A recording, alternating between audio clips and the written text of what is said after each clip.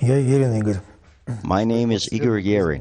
I was drafted into the Soviet Army when I was 20 years old. I was a sergeant in an infantry regiment serving in Afghanistan's Kunduz province for 2 years, from 1982 to 1984. Right now, I'm a director of a state museum of Afghan war.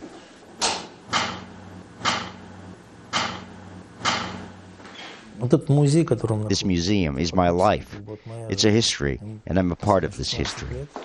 We knew that we were needed, that we gave 2 years of our lives to serve our motherland. Back then, it was the time of communism. There was us over me, and the state over person.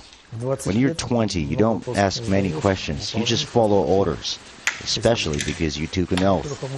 It was only the best who was sent to serve abroad, and I was proud to be one of them.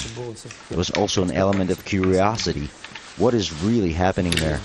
And only when you see the war, injure, destroy military hardware, only then do you begin to realize that it involves risk. First of all, it was difficult because of the harsh climate conditions. Military service was tough.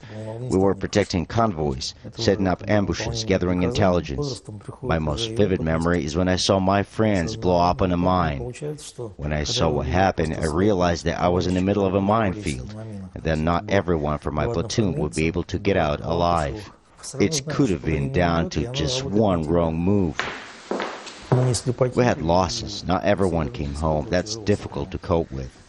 I feel deep sorrow when I talk to a mother who lost her only child, and she tells me she will never have grandchildren. It's difficult to think about these things because I served with her son. Time definitely heals, so I no longer feel sadness or pain, but what I do feel is pride. We tried our best to fulfill our task, and it was not to defeat Afghanistan, but to help them. It might have been wrong the way we entered Afghanistan, the way we conducted our affairs, but from today's perspective, everyone who criticized us has ended up in the same predicament. The situation is stalemate, and it will not change. Afghans are very special people. In their mentality, everyone who enters with a weapon is an enemy. For centuries, many countries tried to conquer Afghanistan. In the 20th century, it was Soviet Union's turn. Right now, NATO is there, but the problems are still the same. I would tell a young soldier going into Afghanistan, try not to fire a weapon. When you come home, you start to realize that you followed the orders that sometimes contradicted your personal beliefs. And that's what you have to live with for the rest of your life.